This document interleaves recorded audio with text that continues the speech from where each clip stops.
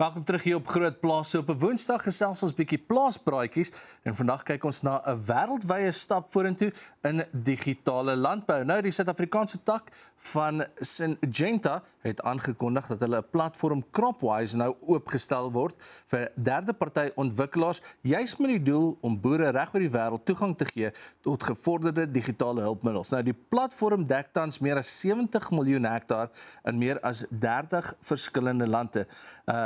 Met Cropwise kan hierdie boere hulle velde, gewasse, alles in real-time monitor, keuses maak oor hulle saai en bemesting variëteite en selfs byhou hoe hulle hulpbronne soos water gebruik word. Nou word hierdie platform dus oopgemaak sodat ontwikkelaars apps en modules kan ontwikkel wat aansluit by unieke behoeftes van boere met die boer steeds in beheer van sy of haar data. Nou een van my gunsteling boere natuurlik, Jeremy Clarkson daar uit Brittanje uit. Ja, daai ene wat so altyd karre gery het op die televisie. Saam met sy buuronderneming, beter bekend as Hawkstone, het 'n digitale speletjie bekend gestel met die naam Beer Farmer. Nou in die speletjie bestuur jy 'n boerdery, jy oes gars, vermy selfs blitsstorms en heuningbye, alles as 'n speelse manier om te wys hoe baie werk en uitdagings boere actually het. Wie gaan hierdie speel? Oud of jonk? Ons sal moet uitvind. Net een van die slim veldtogte om wat hy bymekaar gesit het om Britse en oorseese kykers weer bewus te maak van uitdagings waarmee Britse boere tans sukkel. En dan ook Duitsland nou, ons kyk hoe wêreldwyd landboumasjinerie vinnig verander. Die beurs Agritechnica 2025 is in Hannover vir Duitsland 9 tot 15 November en hulle gaan bietjie kyk na verskillende tegnologieë daarso met die idee op Touch Smart Efficiency. Nou die lese wat onderstreep hoe masjiene, digitalisering en volhoubaarheid al hoe meer saamwerk. Daar sal meer as 2700 uitstallers uit meer as 50 lande wees en dit is alles daarso beskikbaar van elektriese trekkers, drone uitsaaiers tot volledige netwerke van masjiene wat met mekaar kan kommunikeer. Vir boere in Suid-Afrika is dit 'n belangrike punt dat ons nie net die plaaslike werktuie na kyk nie, maar ook kyk wat gebeur op die expos in die buiteland om te weet of dit iets is waar ons geld bietjie moet gaan investeer. Dis plaaspraatjies vir vanoggend. Ons gas saam met ons advokaat Pretorius in die ateljee net hierna. Welkom terug hier op Groot Plaas. Saam met ons vanoggend Christoph Pretorius, hy's 'n regsadviseur by LWO werkgewersorganisasie. Christoph, goeiemôre, welkom. Môre Dopie, baie dankie vir die geleentheid dat ek hier kan wees en al die kykers. So ons gesels vanoggend bietjie oor spesifiek plaaswerkers en verbode boetes natuurlik, en dit is iets wat ek dink elke plaasboer moet verstaan en weet, maar sommige werkgewers verhaal boetes van plaaswerkers se salaris vir die versuim om reëls na te kom in die werksplek ensovoorts. Mag hulle dit doen? Dis korrek, ja Dopie, daar is daai wanpersepsie van die werkgewers al buite dat jy dit wel mag doen. Ongelukkig is dit wel onwettig om dit te doen. Die sektorale vaststelling 13 wat die landbousektor reguleer, stipuleer uitdruklik dat 'n werkgewer of 'n boer althans nie van 'n plaaswerker enige boete mag verhaal vir afwesigheid of nie nakoming van dissipline in die werksplek nie. So al word daar spesifieke reëls uiteengesit, dit kan nie van jou vergoeding af geneem word nie. Nee, ongelukkig nie. Dit is streng verbode teen die arbeidsregwetgewing in Suid-Afrika, so daar kan nie 'n boete van jou verhaal word vir dit nie. Nou, aangesien die werkgewer dan nie werknemers kan beboet nie, watter opsies is dan beskikbaar om werksplekreëls af te dwing en 'n bietjie orde te handhaaf? Ja, so die werkgewers kan kyk om definitief dissiplinêre stappe of dissipline in die werksplek toe te pas in terme van reëls en regulasies wat die dissipline kan handhaaf. Hulle kan dit dan toepas konsekwent in die werksplek en dan dit ordentlik met die werknemers te kommunikeer en met konsultasies byvoorbeeld dit uiteen te sit en vir hulle verduidelik wat is die nagevolge van die nie nakoming van hierdie dissiplinêre prosesse of die reëls en regulasies in die werksplek. Is dit baie belangrik om iets soos dit spesifiek met indiensneming vooraf in 'n kontrak uiteen te sit? Kyk, jy gaan dit nie noodwendig net so in jou kontrak stipuleer nie. Die rede hiervoor is want dan vorm 'n deel van jou terme en voorwaardes. So as jy van daai reëls en regulasies wil wysig, moet jy eers die toestemming kry vanaf die werknemers om daai terme en voorwaardes te verander. So jy sit dit as apart van jou dienskontrak wat jy dan met die werknemer bespreek en dan kan jy dit wysig soos wat die werksplek verander sonder om die toestemming te kry van die werknemers. Dit moet net daardie tyd met hulle gekommunikeer word. Nou, kan jy vir ons verduidelik wat hierdie dissiplinêre stappe nou presies sal behels? Is daar opsies vir wangedrag wat nie van 'n ernstige aard is nie en dan opsies vir iets wat bietjie meer ernstig is? Ja, kyk, so ons kan dit opdeel in 3 opsies. Opsie nommer 1 is die minder ernstige oortredings waar die werkgewer dan nou kan 'n konsultasie of 'n beraadslagingssessie met die werknemer opsit en met hom die wangedrag bespreek. Vir hom sê, luister, jy het hierdie reëls en regulasies verbreek en dit is die nagevolge sou dit voortduur.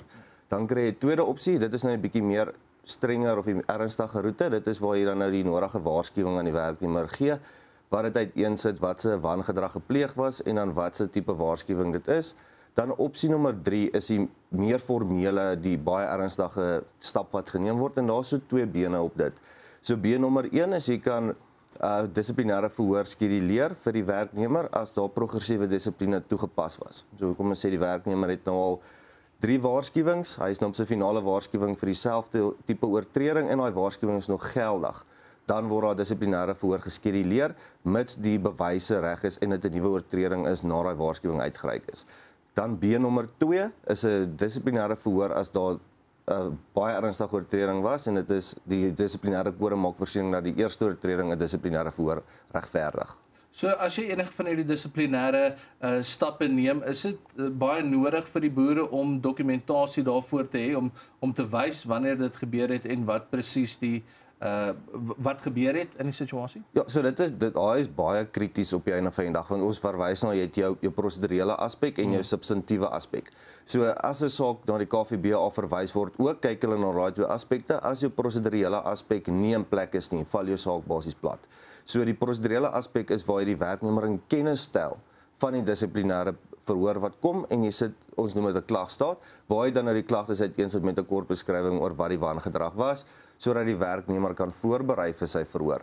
Dit stipuleer nou presies wat die oortreding was, wanneer dit plaasgevind het en dan kan hy voorbereiding doen. Dan is dit die dissiplinêre verhoor, jy het jou rekord wat jy nou tydens die verhoor invul, beide partye se weergawe, getuies se weergawe en dan word die voorsitterende beampte maak dan sy bevinding of die werknemer nou skuldig is of onskuldig is, sou hom skuldig bevind wat se sanksie toegepas kan word in lyn met die dissiplinêre kode.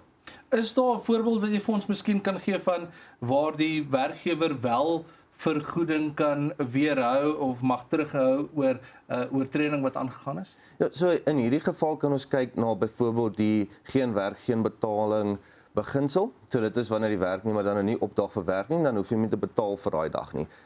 En dan kan jy ook dan nog 'n sanksie toepas teen die werknemer, byvoorbeeld 'n waarskuwing gee. Dit sal nie geag word as 'n dubbele straf nie.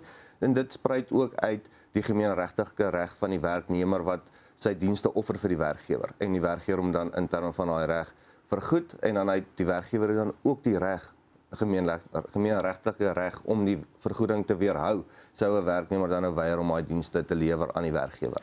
So dit mag nie 'n situasie wees van kom ons sê vir voorbeeldsonthaalwe daar's 'n persoon gevang op die plaas wat iets gevat het uit 'n stoor uit. Hy het dit wel teruggebring, maar die ding is beskadig, daar mag vergoeding teruggehou word vir die regmaak van daai wat ook al dit mag wees. So in daai geval, jy kan nie net weer vergoeding weerhou in daai geval nie as daar bewys is dat die werknemer skade veroorsaak het aan daai spesifieke item of toerusting. Kan daar 'n ooreenkoms met die werknemer aangegaan word waar daar gesê word dit is die hoeveelheid skade wat berokken is as gevolg van die feit dat jy die produk gevat het sonder toestemming.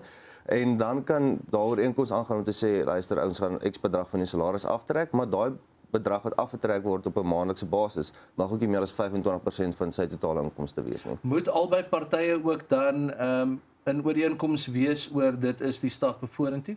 Ja, so dit is veral belangrik dat die werknemer instem tot daai aftrekking, anders is dit weer 'n so onregmatige aftrekking vanaf sy salaris.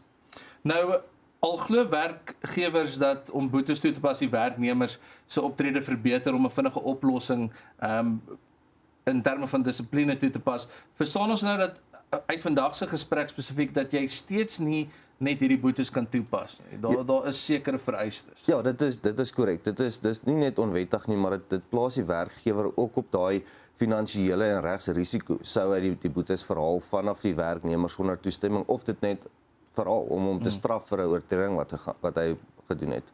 Is daar enige advies wat jy vir ons kykers kan gee vir die boere daar buite as jy wel 'n klomp mense in diens neem? Iets wat 'n mens vooraf kan doen om jouself veilig te hou, sou daar dissiplinêre verhore moes wees of dissiplinêre optrede moet wees teen die werknemers? Ja, so met indiensnemings wat ons vroeër genoem het, sal dit belangrik wees vir die boere om vir die werknemers te verduidelik wat se nagevolge daar is vir as daar nie as die reëls nie nagekom word nie. So die boer kan byvoorbeeld, ek weet dit is tydsaam om dit partykeer te doen, maar om jouself te beskerm, om met hulle te praat of hulle te sê hier is die dissiplinêre kode, veral as jy by die LWO ook aansluit, ons verskaf ons lede aan 'n dissiplinêre kode wat hulle dan opsit in die werksplek in 'n algemene area waar daar toegang is, om vir hulle te sê luister, hier is die kode, hy word opgesit byvoorbeeld in die stal of hy word opgesit in die kantoor.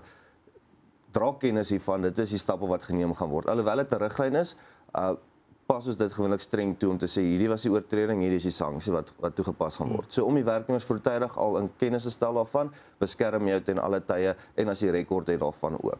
Ons het so 30 sekondes. Kom ons doen 'n vinnige kort opsomming van wat werkgewers eerder moet doen as om boetes op te lê. Okay, so dit is belangrik om 'n billike en wettige dissiplinêre proses in die werksplek te hê. So eerder as om boetes op te lê, hê jou dissiplinêre prosesse wat billik en wettig is in die werksplek, pas dit toe omdat dit die werksplek produktiwiteit bevorder ook en dit bevorder daai vertrouensverhouding tussen die werkgewer en die werknemer. Hoorie Christoph, baie dankie vir jou tyd vanoggend. Dankie dat jy vir ons 'n bietjie hierdie deurmekaar spul net reggestel het. Dit was Christoph Pretorius en hy is 'n regsadviseur van LWO, werkgewersorganisasie. Ons 'n bietjie gesels oor plaaswerkers en verbode boetes. So nou weet jy kan nie net pak uitdeel nie, maar ons sal môre weer terug wees op Grootplaas met nog 'n paar lekker goedjies. Geniet jou dag en dan sien ons mekaar dan.